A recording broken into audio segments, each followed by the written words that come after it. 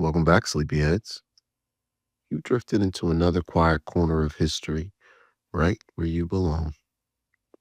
Before Silas steps into the dust, a brief word from the voice behind the clock. You know, the one who winds these walks, then knows when to step aside. Kibera, 2007. A place living at a fragile crossroads, long shaped by resilience before the world's cameras ever learned where to point. At sunset, there are no headlines here, just red earth cooling under tired feet, tin roofs exhaling the day's heat, and the city improvising dignity one evening at a time. It's a place made for a quiet walk, not because it's silent, but because listening matters. If you believe history is best understood at human height, slow, unfiltered, and close enough to feel, settle in, walk with us, join the sleepy circle. Let's begin. Chapter 1 The Edge of Two Worlds. Welcome, listeners. I'm Silas, your slightly dust-coated tour guide through time, politics, and the occasional poor life choice. If you like hearing a calm voice tiptoe through history while everything around it catches fire, go ahead and like the video. It helps more night owls find their way here. Subscribe, tap the bell, and tell me where you're listening from. I promise I won't stalk you. Unless you're hiding inside a matatu with 6 extra passengers and a chicken, in which case I already know where you are. On my lap. Now, breathe. In through the lungs, out through the doubts. We're stepping into a city balanced on a razor of hope and habit. The year is 2007. Nairobi is humming, Kibera is glowing red in the late sun, and the country is holding its breath to see whether ballots can outrun the bullets. Let's begin. I hop off the matatu at Ngong Road Junction, where the asphalt gathers courage before it spills into the rusted labyrinth. The matatu itself was an education, a moving sermon on capacity, elasticity, and the Kenyan definition of rooms for one more. Every seat had a seatmate, and every seatmate had a cousin, and the cousin had a loaf of bread he guarded like a national treasure. The conductor clung to the open door with gymnastic confidence, thumbing wads of notes, shouting destinations with a rhythm that could double as percussion. Music thumped from battered speakers, bass so deep my ribs signed a non-disclosure agreement. Someone's perfume fought a losing battle with engine fumes and hot iron. Somewhere between Yaya Center and here, a hand explored my pocket with the curiosity of a kitten and the ambition of a banker. I flicked the wrist away, friendly-like. Time travelers carry very little that's worth stealing. Mostly snacks, questions, and regret.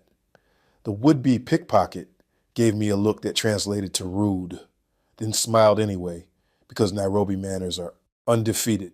The conductor grinned, slapped the roof of the van, and we lurched onward, collecting more humans than physics permits. Now I'm on the pavement. In the air is a cocktail of warm metal and dust. Behind me, glass towers catch the last gold of the day. Respectable cheekbones reflecting a future sold by the floor.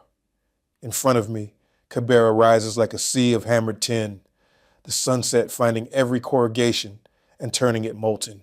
Between the two, this junction, this hinge, stands Kenya, unsure which way history will tip. A radio at a kiosk wheezes headlines in Swahili and English. Words like results, disputed, and irregularities tumble out, bumping into calm, patience, and peace. People nod or don't, the way you nod when the weather report announces fire. Vendors call out prices for tomatoes and charcoal. A boy darts across the road with a sack of maize balanced on his head, dancing through traffic like a rumor. I draw a breath and taste rust evening and a faint electrical bite. Storm or politics, hard to tell. A group of young men gather by the junction, shoulders squared, eyes bright, voices low. They are not yet angry, not yet anything but ready. I catch snippets. Odinga, stolen, won't accept. The words pass between them like lit matches. Someone laughs, not kindly. Across the road, a pair of police officers lean into a Land Rover, heads bowed as if discussing football, or which neighborhood will be on fire first. If democracy had a smell, I mutter, it'd be rubber and rage. I'm getting ahead of myself. That smell arrives soon enough. I step off Ngong Road and slide into the first passage toward Makina Market. The heartbeat of hustle. The path narrows, lined with stalls that seem to grow from the dust itself. Timber and tin, 1,000 improvisations held together with wire and will. Sun-warmed plastic breathes out its daily bouquet. Wood smoke floats in from somewhere, spiced with onion and hope. Kids chase a ball stitched from plastic bags. A goat disputes our right of way. A woman sits beside a pyramid of mangoes that glow like private suns. Her knife peels ribbons from a fruit, the flesh almost indecent in its brightness. Voices rise and fold, bargaining, teasing, the warm sarcasm of neighbors. A tailor guides his foot pedal like a drummer, rhythm steady as prayer.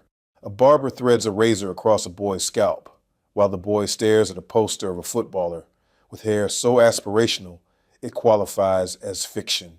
A sign reads, M-Pesa, here, in confident letters, economic arteries pulsing in green. Everything moves. Nothing is secure. It is beautiful, the way a heartbeat is beautiful when you suddenly notice it's there. Tonight the market carries an extra layer, the weight of what's coming. A transistor crackles from a stall where a man repairs radios with a patience that would shame saints. We gather, collective gravitation. The announcer's tone is a strange mix. Practiced calm draped over something fast and frightened. A name is read. Another tally. A pause that sounds like a held breath. The crowd's energy tightens. Threads pulled toward a fist. Not fair, someone says. Not again, another answers. A youth with Odinga's orange scarf lifts his chin. Tonight we make Nairobi hear us. I'd like to say the sunset objects, but the sky is impartial, painting the tin roofs with perfect tenderness. From the market's far side, a chant lifts. Chungwa, Chungwa. Orange, orange, the opposition color turning into music. The group strides past a stack of tires. I watch a match appear, the way a tongue appears between teeth, right before a risky joke. The first tire whooshes into flame, gasoline catching with greedy speed. A cheer gets born and immediately learns to run. The fire's reflection shivers on faces, in puddles, in the gloss of a freshly cut mango. Smoke begins its patient walk through the alleys. The wind carries it like a banner, not here to negotiate, here to insist. I turn deeper into Makina. The market shifts around me, a choreography no one taught and everyone knows. Goods vanish beneath tarps. Children gather under arms. Doors remember they can be doors. Change jingles in pockets like nervous laughter.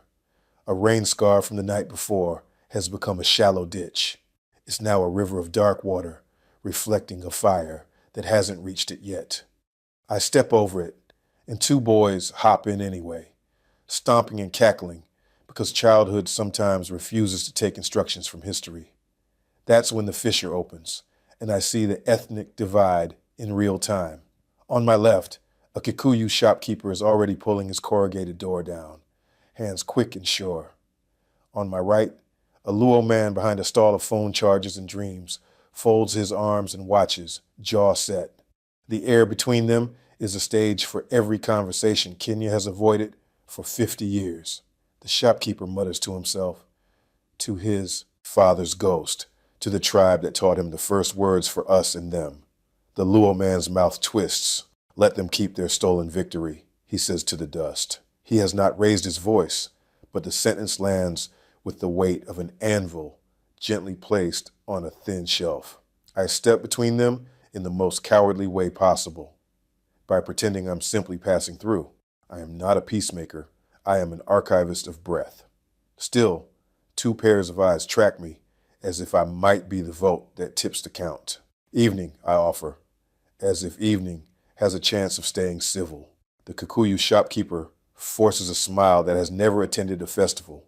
The Luo man nods once, a movement small enough to be plausible deniability. This, I whisper into my mic, is how democracy sounds when it clears its throat. From the tracks beyond the stalls comes the thunk and ring of iron. I angle toward the railway, where the open space turns protest into theater.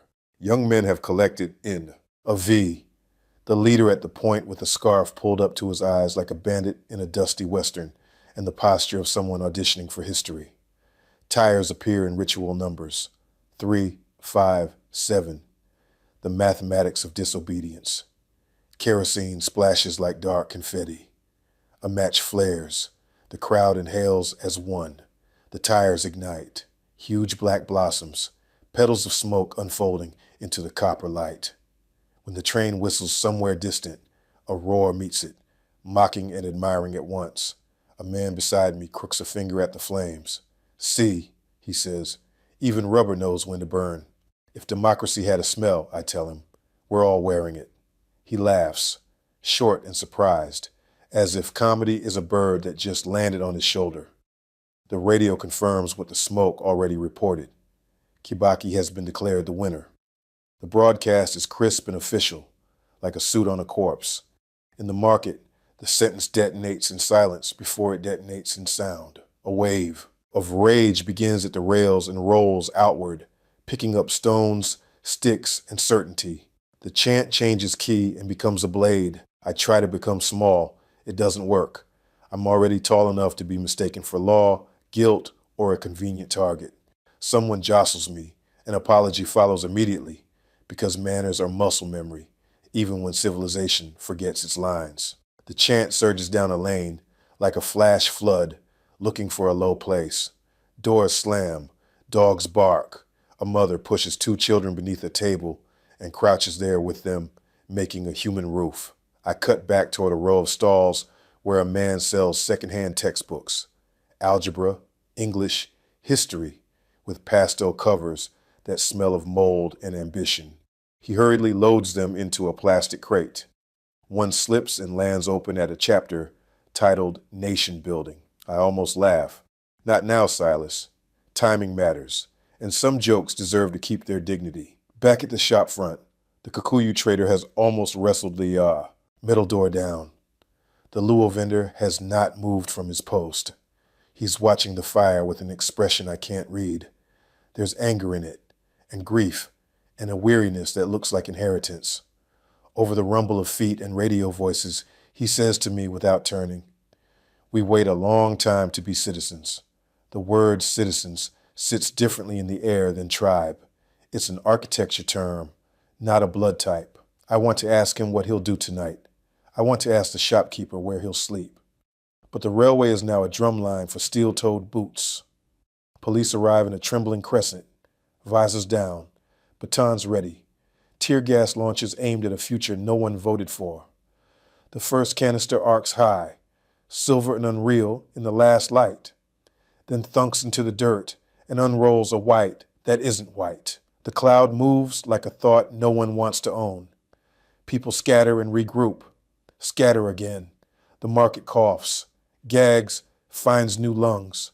A man carries his grandmother away with a tenderness that knocks me sideways. She swats at him with a handkerchief that's seen better days, scolding him for lifting her wrong. My eyes sting. My nose considers resignation. I wet a rag and tie it across my face. It helps. It doesn't. A boy sprints past me barefoot, grinning like mischief.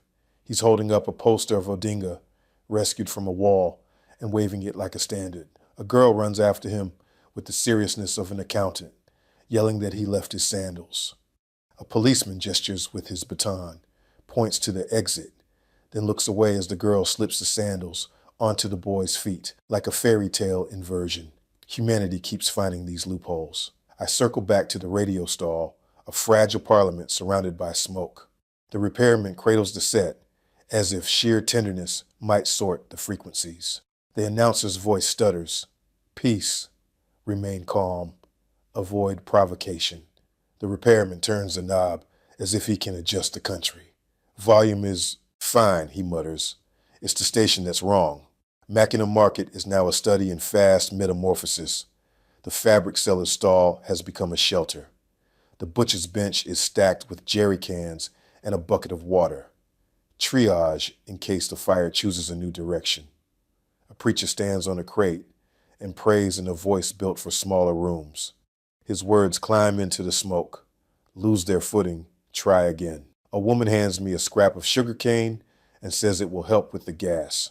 She's wrong, but I chew anyway, because kindness is the most accurate medicine in circulation. From this ridge of stall roofs, I can see the line where Nairobi splits. Behind me, the clean geometry of investment. Ahead, the improvisational genius of necessity. The distance between them is 900 meters and 400 years. The city is both, and tonight it's being asked to pick. I find a gap between stalls and step out toward the edge again, where Ngong Road blurs into the crossings. Another Matatu rattles by, packed to hypothesis, a hand-painted banner in its back window. No fear. Inside, a schoolboy holds his sister on his lap. She's asleep, mouth open, fist clenched around a pencil, as if she fell mid-sum and intends to finish it later. This too is a kind of politics. Above us, the sky darkens to iron.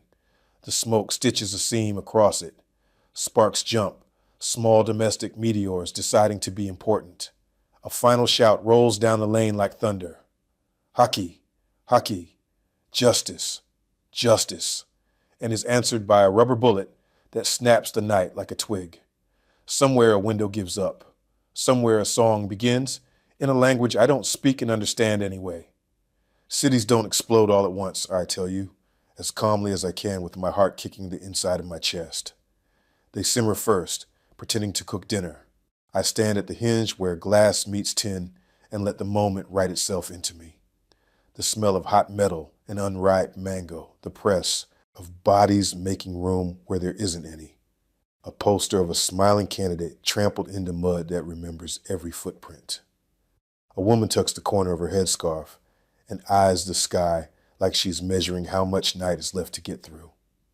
A boy rolls a burning tire and giggles because fire is still magic, and magic hasn't yet learned the names of the dead.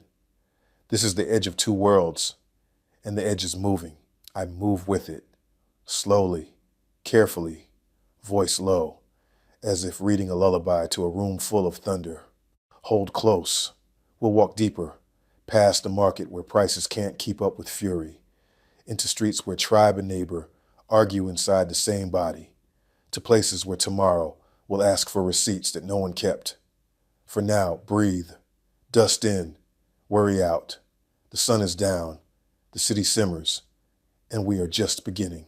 Chapter 2, The Iron Divide. The railway finds me by sound first, metal, groaning in its sleep, a long complaint rolling across corrugated roofs and tin chimneys. I thread toward it through goat-width alleys, past a boy selling flashlight batteries like he's dealing in daylight futures, past a woman frying mandazi whose oil hisses at the world's bad decisions. The air turns red with dust before I even see the tracks. Then the clearing opens, a scar of iron carving Kibera into two uneasy halves.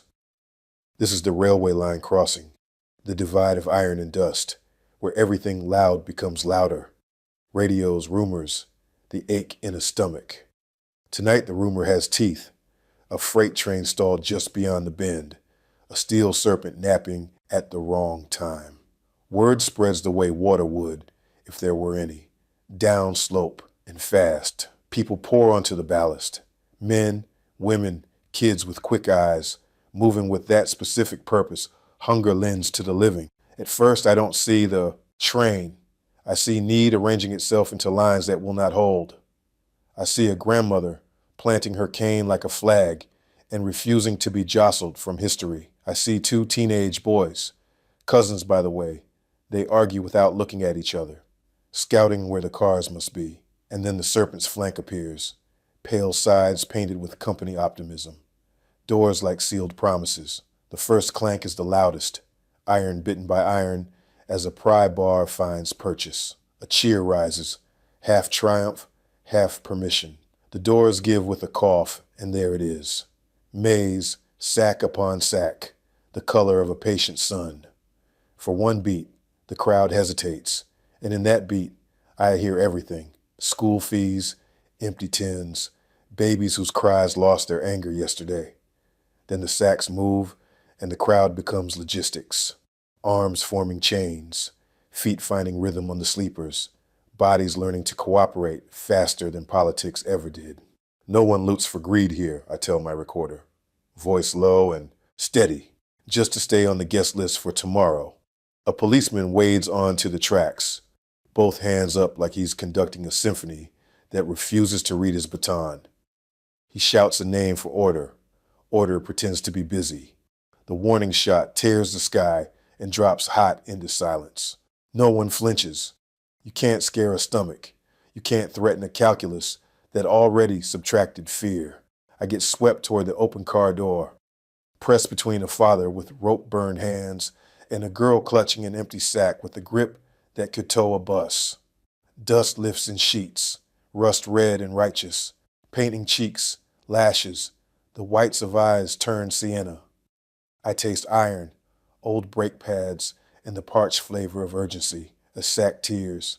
Maize runs like yellow rain, and children scoop with their shirts, with their hats, with the desperate efficiency of flood survivors. Laughter erupts, small and feral, joy making a cameo it didn't schedule.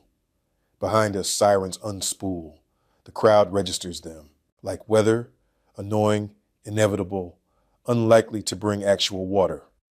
The policeman fires again, this time into ballast. Stones hop, a child squeals, a mother swats the air as if misbehavior itself can be corrected. The line of arms keeps moving.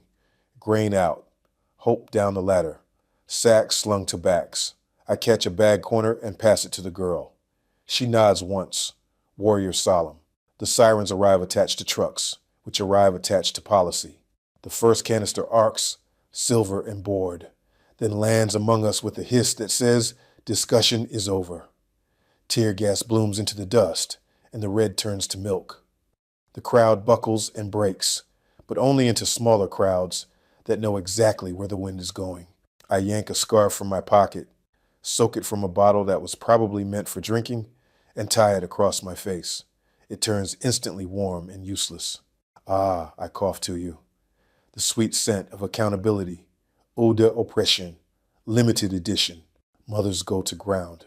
With the tactical genius of ancient armies, pulling children into the lee of a rail, behind a kiosk, under anyone's arm. The coughing is its own language. Question, answer, oath. I stumble behind a timber stall whose painted sign promises mobile money.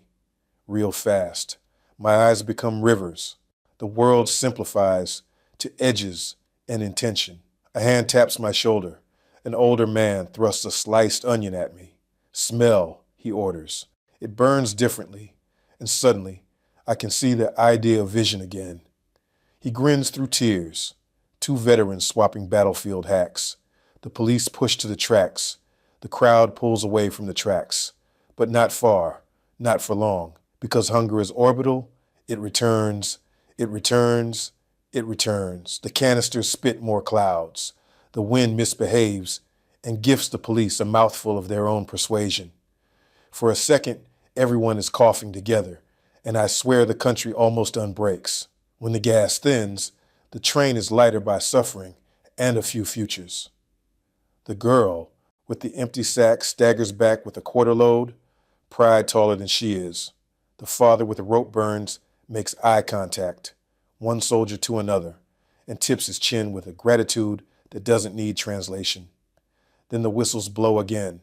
Police, train, fate, and the crowd's tide turns downhill into Kisumu and Dogo, the patchwork neighborhood, where houses knit themselves from whatever the city shed. Kisumu and Dogo always looks like someone's mid-sentence.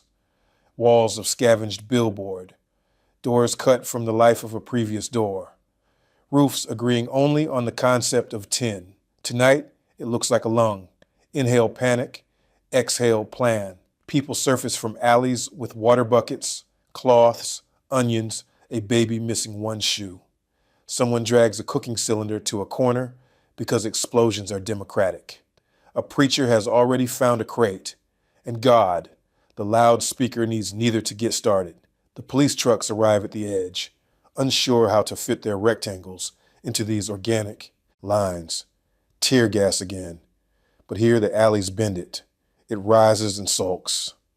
I slip between kiosks stapled to dreams, hair braiding, phone charging, soda in warm glass. A woman claps dust from a blanket with defiant efficiency. Two boys argue about whether the maize should be hidden or cooked fast. Cook, says the younger. God can find hidden food, but he doesn't always share. An officer rounds the corner, visor up, eyes wet, coughing like a sinner at a revival. He looks at me, at my scarf, at the woman with the blanket, at the boys with their urgent logic. His baton lowers on its own, like a tired arm confessing. He says nothing and moves on because sometimes authority knows better than to audition for the wrong scene. A man yanks open the corrugated front of a tiny barbershop, hustles 3 strangers inside, and drops the sheet.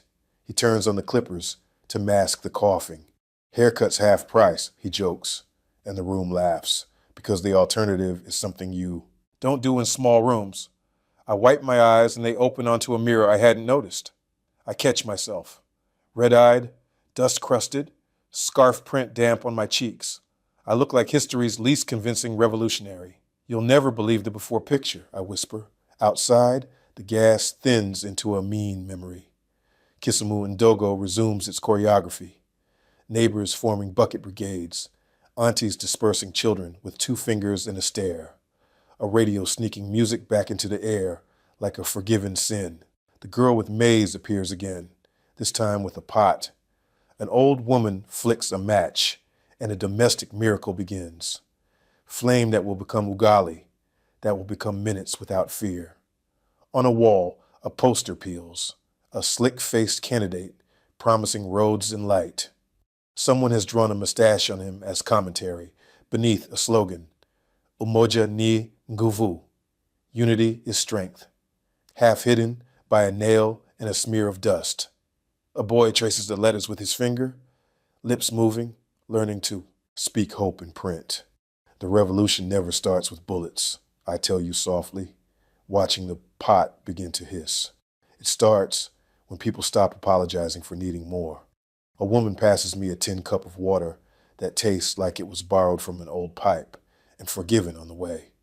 She keeps walking, already a rumor of kindness turning a corner.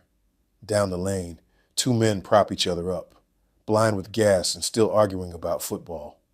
A rooster decides, against evidence, that dawn is imminent. I can't disagree. Somewhere behind us, the train finally grinds into motion, a wounded titan remembering how to crawl. A cheer rises in 2 parts, bitterness and relief. Brothers who don't speak. Over it floats the thin metallic music of a Matatu horn, the city's shrug returning, commerce reattaching to bone. I step back into the open, eyes stinging less, throat letting go of its fist. The dust glows red again in the low light, as if the ground itself is blushing at what just witnessed. Kisumu Ndogo exhales. It was almost a riot. It was absolutely dinner. We move on, because the city always does, to the next rumor, the next street where tribe is a mask and neighbor is a verb. The next corner where a sermon competes with a saucepan and both are right. Tighten your scarf. Wet a cloth if you have one. There's more smoke ahead, and a market that wants to be a court, and a night that hasn't chosen its ending. For now, breathe with me. Dust in, courage out. The iron divide is behind us. The human one keeps walking. Chapter 3, Sparks in the Rain. Rain arrives like a verdict. No preamble, just a hard slanting sheet that turns the red dust to red paste in a breath. The alleys choke, edges blur, and Kibera starts to glisten the way a wound does before it scabs. I pull my hood up and angle toward Laney Saba Bridge, a rusted artery strung over a vein of water that smells like every compromise the city ever made with itself. The bridge trembles with each footfall, shivering under the collective weight of people who don't have time to be delicate. Beneath us, the runoff swirls an oily kaleidoscope, a rainbow no one asked for. Far upriver, something is burning. Maybe a shop, maybe a shack, maybe the rumor of safety itself. The flames show up as color on water, a trembling aurora reflected in a river that would rather not be a mirror. Kids line the rail like gamblers, pitching stones into the current to see which ones bounce and which ones surrender. Their laughter is sharp, then instantly swallowed by the downpour, a sparkler in monsoon. The bridge gives a small, nervous moan.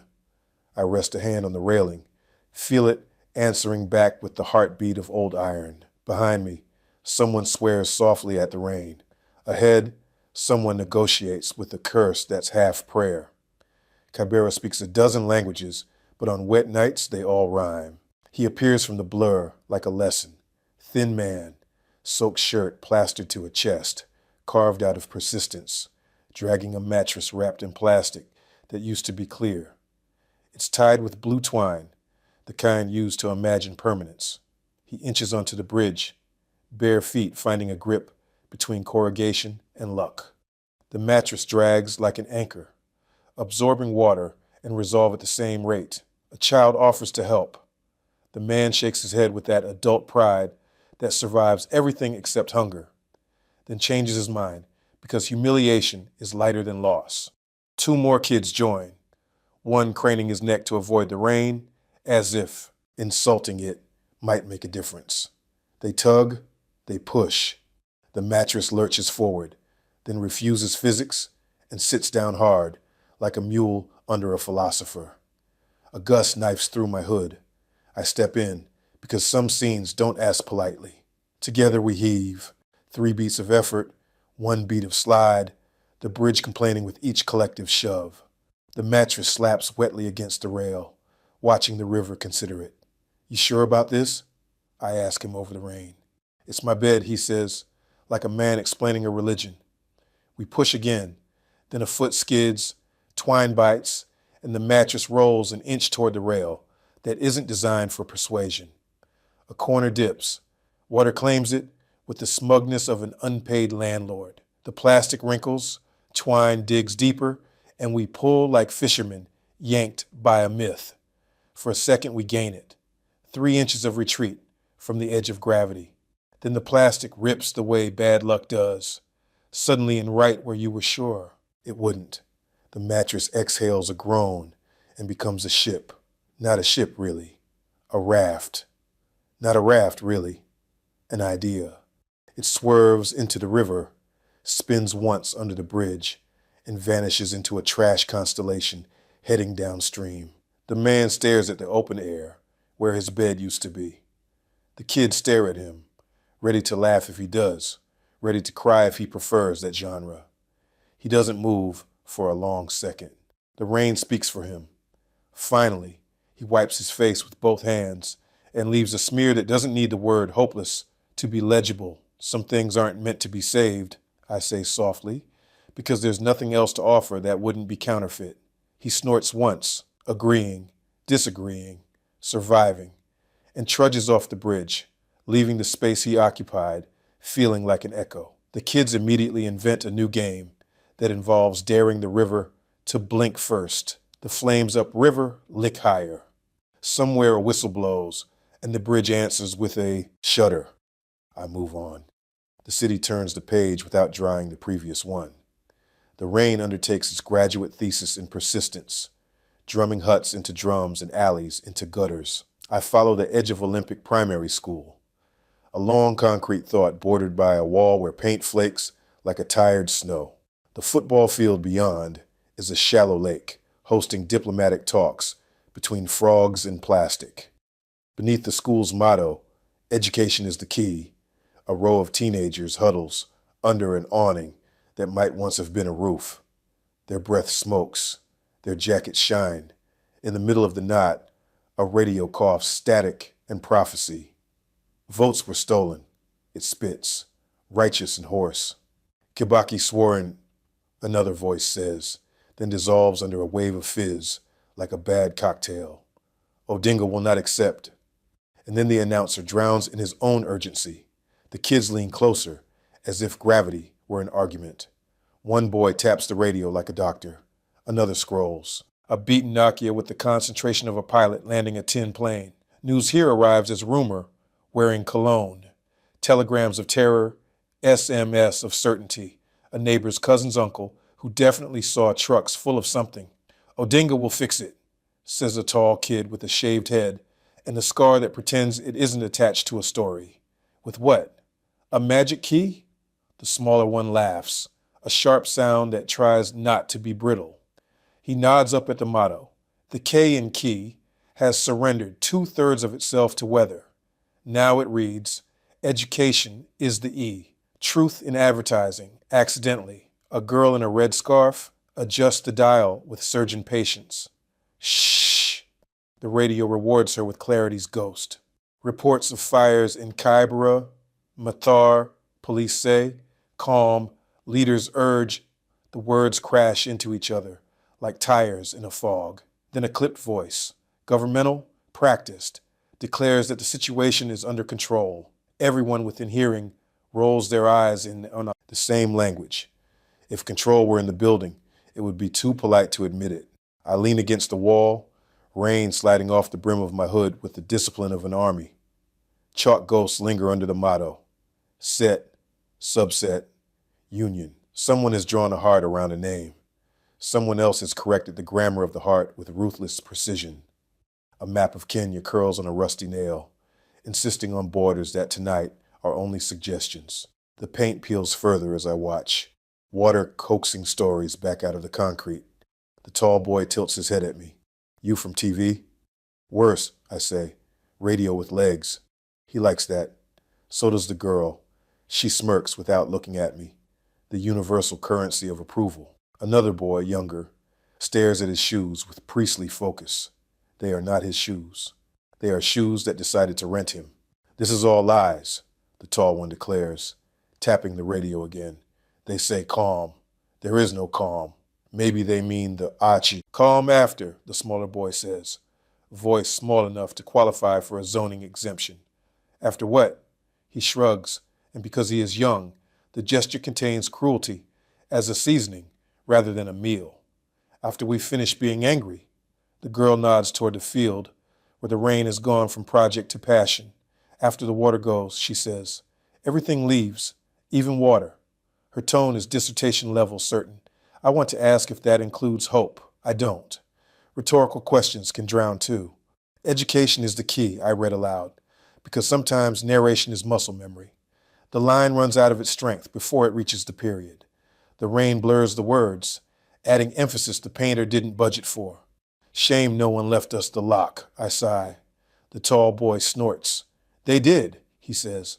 They kept it. We all look at the radio as if it might confess. It chooses treachery. The batteries die mid-sentence with a whine like a mosquito giving up.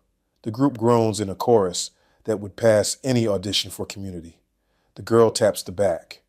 The smaller boy produces 2 AAs that might predate television.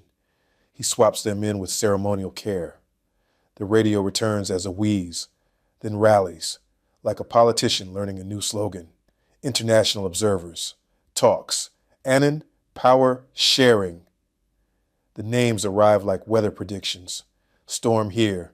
Clearing, maybe. Lightning flares behind the school. Thunder limps after it. A door slams somewhere with a punctuation more honest than anything on the airwaves. For a moment, the kids are just kids. Faces tilted to the storm. Mouths open to catch rain. Eyes bright with the kind of defiance that rhymes with future. I slide down the wall, take a seat in the mud that immediately claims me as furniture, and let the scene arrange itself. The field becomes a mirror that refuses to flatter. The bridge behind us hums through the water's drumbeat. A rooster, badly advised, announces again that dawn is inevitable. A woman carrying a sack of maize under her shirt, like scandal, hurries past. The rain softens by a degree, then takes it back just to show it can. Hope is the most expensive thing in a slum, I tell you. Voice quiet enough to borrow the rain's cadence. Everyone wants it. No one stocks it. The girl hands me the radio. Hold, she says, and ducks into the rain to wrestle a plastic sheet into compliance. I cradle the little box like a warm animal. It vibrates faintly, a heartbeat in a storm. The tall boy stares at the distant fire, which is now only smoke. The smaller boy draws a key in the mud with a stick, ornate and useless, and the wall behind us, flaking but stubborn, keeps repeating the same sentence to anyone with eyes. Education is the key. Maybe. I think about locks and about doors that are just ideas. I think about bridges built out of people for other people to cross. I think about a mattress that refused salvation and a man who didn't. The range shifts from angry to tired. Kibera inhales. We stand as one. Me, the kids, the wall, the radio that won't quit pretending. There's more road to take, more rumors to fact check with our feet, more lessons that will never make the national curriculum. I hand the radio back, and the girl nods like we exchanged something valuable and unnamed. Come, she says, not to me in particular, but to the evening. We go. Chapter 4, The Weight of Survival. The rain has stopped arguing and started soaking. It lingers in the alleys like a bad decision, dripping from gutters and power lines, turning the earth beneath Kibera into a stew of silt and sewage. My boots sound like they're apologizing with each step. Ahead, a narrow lane opens into the communal water point, a queue so long it deserves its own postal code. Plastic jerry cans, yellow and dented, line the mud in single file. They rattle whenever someone shifts their weight, an orchestra of hollow prayers. A sign nailed to a wooden pole reads water 5 shillings per 20 liters, which feels like an inside joke told by God. The spigot drips with bureaucratic indifference, one bead at a time, as if rationing mercy. Families cluster in small, tired constellations. Some talk, some don't. A woman in a green headscarf hums a tune so soft it could be mistaken for memory. Her daughter, maybe 6, sits beside her, tracing circles in the mud with a stick. The circles fill with brown water, then collapse. Somewhere down the line, a baby wails and is swiftly shushed with the universal lullaby, a lie that things will be better soon. I count at least 50 jerry cans ahead of her. 50 cans means roughly 2 hours. 2 hours means she'll still be here when the curfew sirens begin. A man behind her checks his phone. No service, but habits die harder than hope. He shakes it like it owes him something. A few feet away, a family is unpacking what's left of their home. A saucepan, a rolled mat, a framed picture of a man who's probably not coming back. The air smells of wet smoke and diesel, a perfume named Displacement by Survival. A girl, no more than 10, stumbles out of the line. Her clothes are a pattern of ash and fear. Mama, she calls, voice cracking like the tin roofs above. No answer. The crowd rearranges itself around her, as if tragedy is contagious. Mama! Again louder. Still nothing. Her mother appears from behind the tanks, clutching a smaller child to her hip, eyes darting like a hunted animal. We'll find him, she whispers, smoothing the girl's hair with trembling fingers. We'll find him. It's the oldest lullaby of all, the one mothers hum when they already know the ending. I look away, not out of coldness, but respect. Staring feels like theft here, like taking a photograph of pain you didn't earn. My throat tightens, and I remember something I once read. The opposite of poverty isn't wealth, it's distance. Standing here, knee-deep in other people's survival, I feel rich in all the wrong ways. The spigot coughs once, then stops entirely. A ripple of frustration moves down the queue. Hissed curses, resigned sighs. Someone taps the pipe, as if intimidation might coax generosity. It doesn't. The crowd begins to scatter, each person carrying a small failure in plastic form. Water, it seems, has joined truth on the list of things that run out before. Your turn. I follow the narrow lane north toward the Kibera Law Court kiosk, because irony is an excellent motivator. The road tightens into a corridor between leaning shacks. Sheets of tin overlap like bad armor. The air tastes metallic, with a top note of dread. The first sign of the barricade is the sound. Riot shields, clicking like impatient teeth. Then comes the sight. A wall of uniforms, visors down, rifles angled low but ready. Behind them, a voice yells, "Peace." Ahead of them, another yells, "Justice." The air between those two words is thick enough to chew. The law court kiosk sits off to the side, a plywood booth painted in fading blue. Its handwritten sign, Kibera Law Court, Justice for All, is peeling at the corners, like the slogan itself has grown weary. Inside, a man in a dusty suit leans over a desk stacked with papers that look allergic to resolution. A fan spins lazily overhead, stirring equal parts air and futility. Outside, the standoff has choreography. Protesters bang on tin sheets. Police boots stomp in counterpoint. Smoke from a nearby tire fire curls upward, spelling something that might be prophecy or just bad grammar. A boy in the front holds a placard. "We want truth." His handwriting is steady, his voice less so. A policeman's eyes lock on him. It's not hate, not quite. It's fatigue wearing the wrong uniform. His finger twitches on the trigger. Habit more than malice, like a smoker tapping an empty pocket. "Even justice here needs hazard pay," I mutter. Half to the recorder, half to the ghost of idealism that still thinks it's my friend. A man beside me spits into the mud and says, "They think we are the problem." "And you?" I ask. He smiles without teeth. "We are the mirror." Then the shouting sharpens. The boy with the placard steps forward. The officer steps back. Between them, a gust of wind lifts a sheet of newspaper into the air, spinning headlines, ashes, and advertisements together. For one absurd second, it floats above them both like a white flag that forgot its purpose. Then it lands in the gutter, face down. The officer exhales. The boy lowers his sign. A woman begins to sing, low, trembling, the kind of song that remembers ancestors even when you don't. The crowd softens around her voice. A baby joins in with a cry, because every choir needs a soloist. I look at the kiosk again. The man in the suit is stamping papers that will solve nothing. Behind him, a poster of the scales of justice sags to one side, the right pan heavier by design. The fan keeps spinning. The city keeps pretending. Somewhere nearby, a generator sputters to life.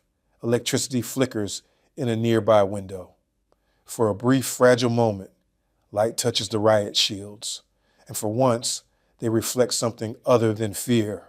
I find myself thinking about the woman at the waterline, her quiet patience weaponized into endurance.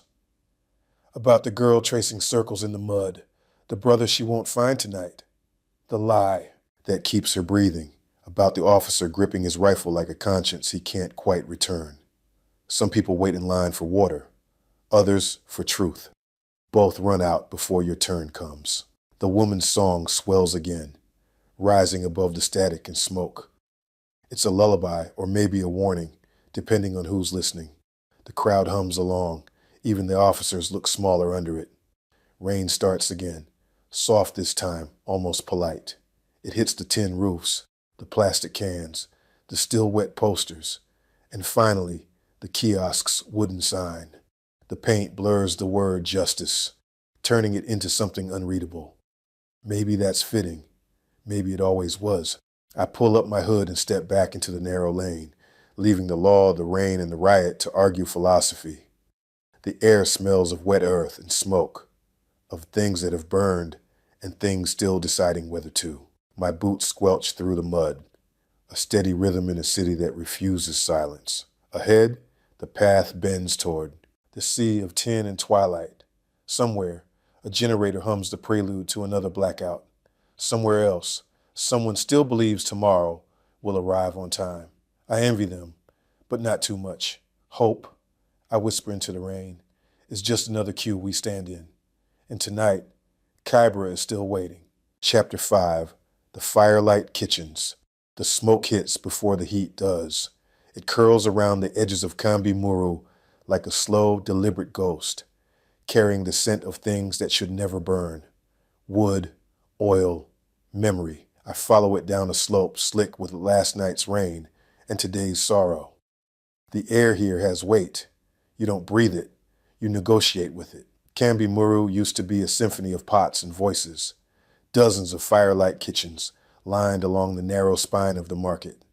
Women laughing through the steam. Children running errands that always ended near the chapati stalls. Men bargaining over portions of ugali like they were buying shares in survival. Now it looks like someone took a match to nostalgia. Charcoal ribs stick out from the earth like fossils. Corrugated roofs folded into origami by heat. The ground tattooed in ash. A few figures move through it, like ghosts who didn't get the memo. One woman is sitting where her stall used to be, bare feet in the cinders, stirring a pot over a fire so small it looks ashamed. The pot's empty. The motion, though, is exact. Stirring slow, rhythmic, the muscle memory of purpose. I kneel beside her. No food. She glances up, eyes rimmed red from smoke and everything that came before it. Keeps the smoke company, she says, the corners of her mouth twitching toward a smile that doesn't quite make it. I almost laugh. Almost. But the sound that comes out of me is something else. Half cough, half prayer. Around us, other survivors are performing the same rituals. A man blows gently on coals that won't light. A child sweeps ashes into a neat pile like cleaning could undo history. A woman rearranges bricks into a circle, as if geometry could conjure her kitchen back from oblivion. If hell has catering, I mutter, this is the soft launch. The woman doesn't respond. She's gone somewhere private behind her eyes, a place where recipes and hope still overlap. I stand, brushing, ash from my knees. My hands come away gray, like I've just shaken hands with the past. A man with a bucket passes, humming off key. His bucket's full of rainwater, but the water's already the color of rust. He stops to scoop a little into a dented tin cup. Drinks and grimaces. Tastes like independence, he says dryly, and walks on. The fires crackle, little domestic rebellions against the endless damp. Above them, the Nairobi skyline flickers, a line of light far enough away to pretend this isn't happening. The contrast feels surgical. Over there, glass, Wi-Fi, cocktails that come with adjectives. Here, fire, famine, and jokes told to the void, because laughter is free, and so is despair. I head east, following the flow of people. The road narrows into the Soweto East footpath, a vein carved through the heart of Kibera's chaos. Red dust clings to everything, skin, shoes, dignity. It coats the air, the lungs, the tongue. The people moving through it look like an exodus, without destination. Mothers balancing bundles on their heads, boys pushing carts full of whatever wasn't burned, old men dragging themselves with canes that have learned patience. Then the sound changes. You can feel it before you can place it. Low shouts, sharp and overlapping, like two radio stations fighting for the same frequency. Dolawo on one side, Kikuyu on the other. Familiar syllables turned into weapons. I stopped near a half-collapsed kiosk where someone scrawled peace across the tin in chalk. The word is already half erased by rain and rage. Ahead, men drag furniture into the street. Mattresses, tables, doors torn from hinges. The barricade rises like an accusation.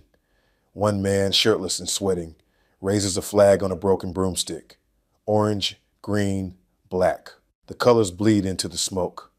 Beside him, another man tightens his grip on a machete so clean it reflects the lightning starting to roll in from the city. Two nations sharing one slum, lit by the same sky and the same fury. I edge closer. The air hums with tension, electric and stupid. Somewhere, a radio still talks about democracy, its voice tinny and detached. The irony burns hotter than the firelight behind us. A youth, maybe 20, stands on top of an overturned table and shouts, "We won't run again." His face is streaked with soot, his eyes with conviction. Across the line, someone answers, "We never left." They stare at each other, both furious, both terrified, both right. A spark jumps, a bottle hurled, a scream rising too fast for sense to catch it. The fire catches a pile of rags and leaps up like it's been rehearsing. For a second, the whole footpath glows red, as if the earth itself has decided neutrality is overrated. History doesn't repeat, I whisper. It just changes key. The rain comes again.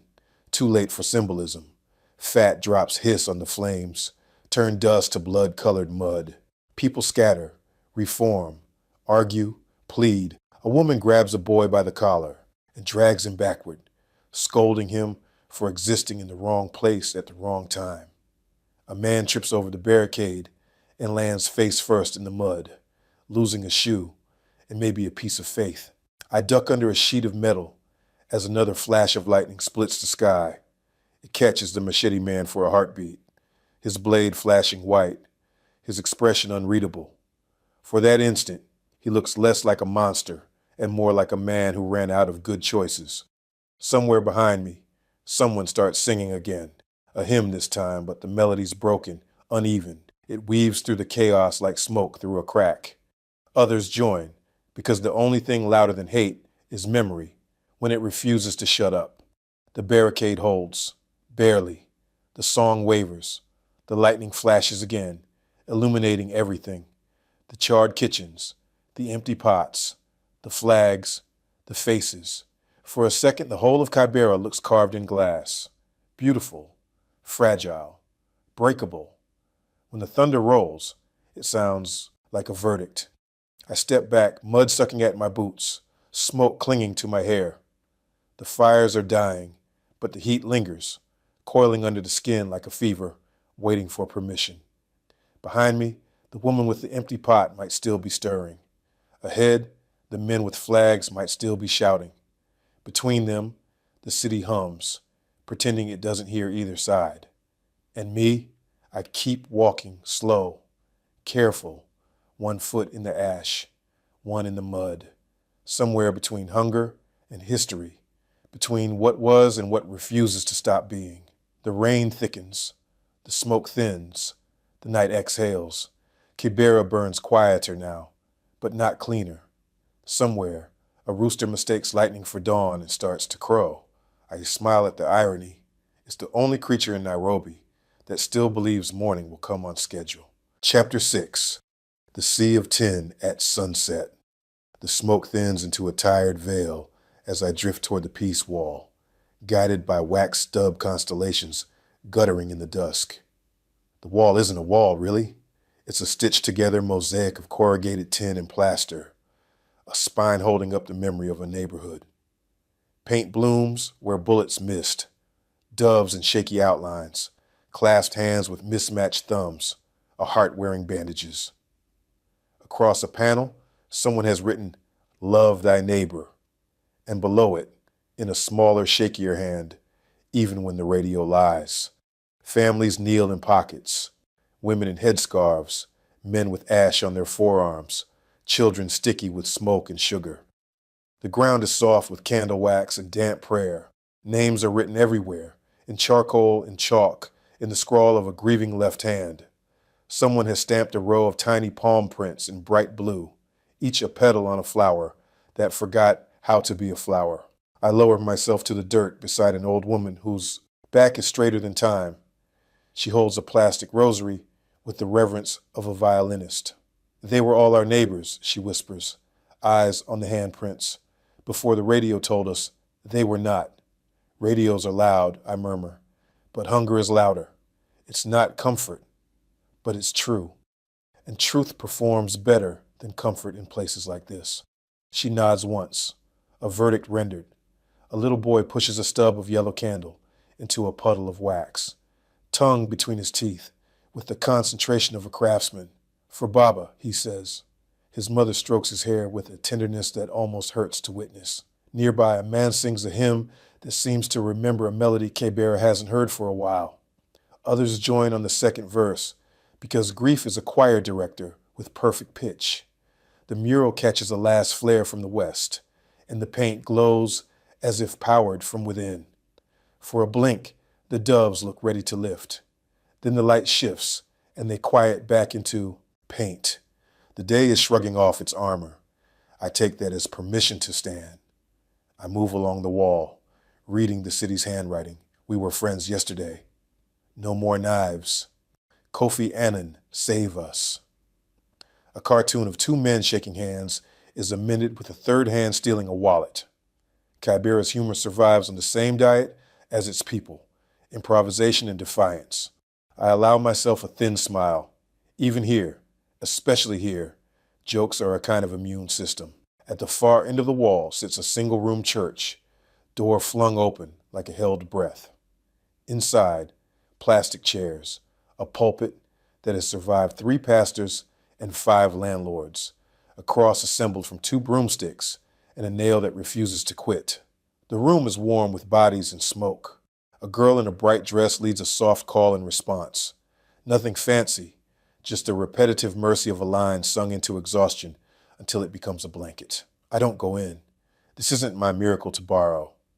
I listen from the doorway, a respectful thief of comfort. When I finally turn away, the sun has made executive decisions. The alley ahead tilts toward gold.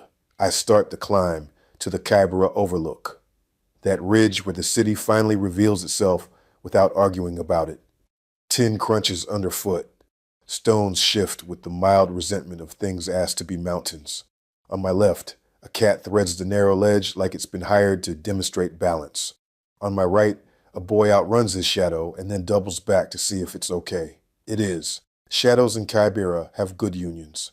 The ridge opens like a held breath released.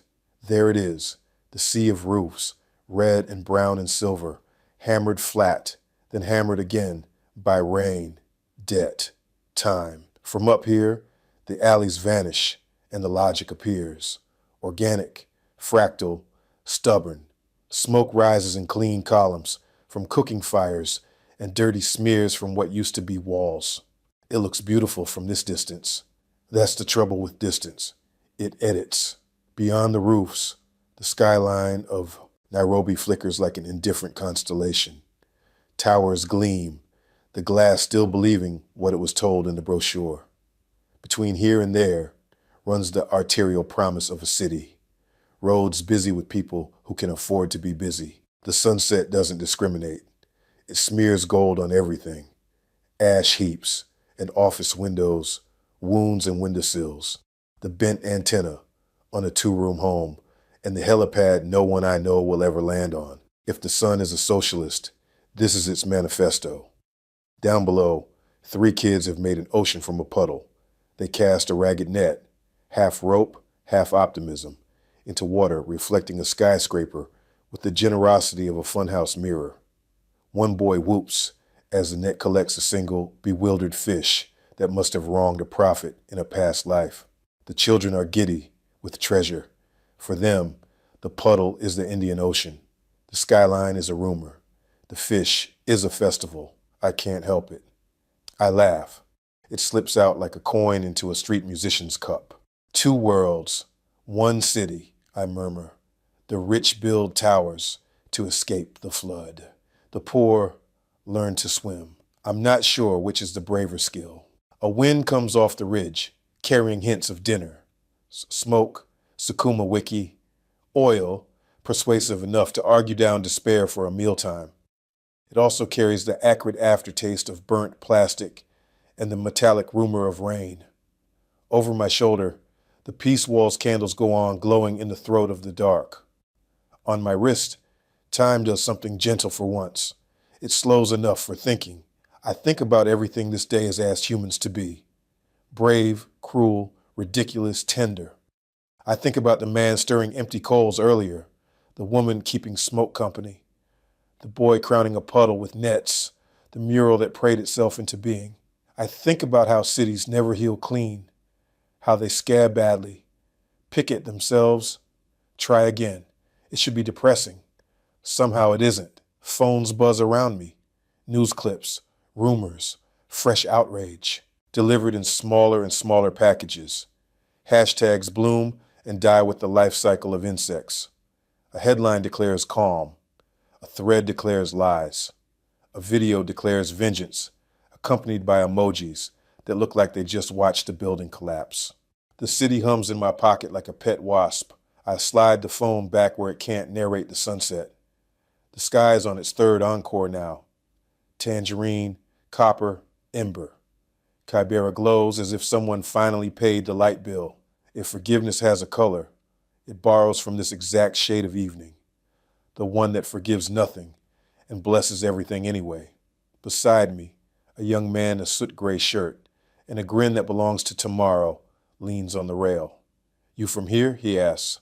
"I'm from the future," I say, because the truth would be less believable.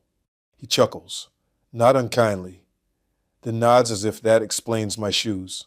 We stand in silence, which is a language Kibera still speaks fluently, despite recent interference. The fires dim into ember constellations. The city's first stars come on like cautious apologies. "The city never stops," I say at last, to him or to the rust or to whoever is collecting lines tonight. It just keeps rearranging its hunger. The rich dream in penthouses, the poor dream in pieces. I glance down at the children with the net. One has slipped, soaking himself and laughing so hard he forgets to be cold. But somehow, Kibera keeps dreaming for all of us. He follows my gaze and smiles. "Tomorrow," he says, like it's a password. Then he heads down the path, shoulders squared against whatever the morning decides to be. The light settles. Ash, rust, resilience. Each gets its fair share of gold before evening cashes out. Somewhere a rooster, tragically optimistic, tries to sell the dark on the idea of dawn. People laugh. Deals are made. Water boils. A new mural line gets chalked onto tin while the chalk still has teeth. I let the ridge hold me one breath longer, the kind of long breath you take before stepping back into weather. Then I turn to go, boots remembering the path better than my heart wants to. Rest easy, sleepyheads. The path through time never closes. It just waits. I'll see you back in the circle.